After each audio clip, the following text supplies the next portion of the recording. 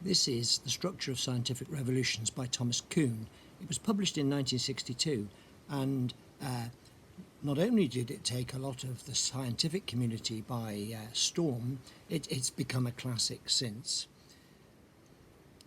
It was hard to classify. It wasn't exactly about the history of science, although there's quite a bit in there, and people came to see it as belonging perhaps to a fairly new sub-discipline, which you might call the sociology of science. Basically, Kuhn argued against the kind of dominant and taken for granted view about the way in which science accumulated knowledge. It was as if each new experiment and each new piece of research added another pebble on top of a huge mound of knowledge. So it was progressing by gradually refining and gradually adding to this pile. I can see it as a kind of cairn on a mountaintop, as a metaphor. Now, a lot of science does do that, but what Kuhn was arguing was there comes a time when the observations from experiment don't match what the dominant theory in an area would predict. And the way around that sometimes is to look at the fault in the experiment, to try and do other experiments to iron that out. And often that is the way that science does and should proceed. But sometimes it doesn't work. Now, the great examples are things like Newton, and Kepler and people who challenged the dominant view that, for instance, the orbits of the planets were A in circles and B around the sun.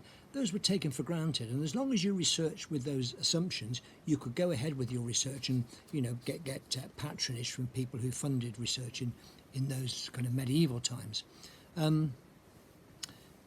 With Newton, his was a very complete at the time and very impressive view of the universe, and he could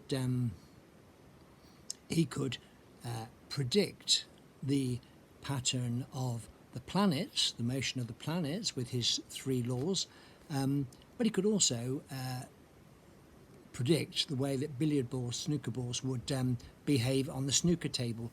So, from the kind of grand to the kind of almost silly, here was a theory that was consistent and would cover kind of all the observations. So it was the purpose of theory to have grand, if possible simple explanation for a whole range of complex phenomena. And personally, I think that's a great intellectual endeavour to try and find that. With Newton, his laws and his view of the universe broke down if things started moving near to the speed of light, and it also broke down when you got inside the structure of the atom. So, Einstein took over really in terms of relativity when people started considering what happens with things that move near the speed of light. And of course, our observation of the stars and even the behaviour of the Earth is related is better explained through the kind of the tenets of special and general relativity. And equally, the behaviour of subatomic particles needed a quantum mechanics to kind of understand those phenomena. Okay, well, what Kuhn is arguing is, or talking about, is how do these changes take place? And let me just read something that I wrote years ago when I was just trying to simplify this for some other purpose. Looking at the development of physical sciences, Kuhn talks about the way in which dominant views are developed, and he says that most sciences develop in an atmosphere of continual competition between distinct views of nature, or what he called paradigms. He coined that term, which of course is now in very common usage. And Kuhn argues that any one time, one paradigm will be dominant so that it directs the bulk of research. Okay? It's important to note at this stage that these dominant paradigms will have been generating new problems for research to solve as they have developed, and they will consequently have accrued a large body of literature to themselves. So, as well as defining the areas to be studied, paradigms will also attempt to display values such as simplicity, plausibility, and consistency. Kuhn argues that these more aesthetic qualities play a considerable part in determining the appeal of a paradigm. Mathematicians, for example, frequently being drawn by the elegance of certain theories. Now, he's not saying that that's wrong, not saying that it's right, he's just saying that's the way scientific knowledge does develop and has developed. And the people who challenge the dominant paradigm, so, Newton, Einstein, the quantum mechanics people, they're often younger, less established, and it's hard for them to get their views listened to. And when it does happen, when they begin to accumulate a body of evidence that's so overpoweringly convincing, when that does happen, then there occurs what Kuhn called a paradigm shift. And that term's now got into common usage and everybody uses it, and it's been slightly trivialized. But Kuhn was referring specifically to those important junctures in the history of science when a dominant paradigm no longer explains the phenomena that are being observed in various experiments, and a new paradigm is better suited to doing so.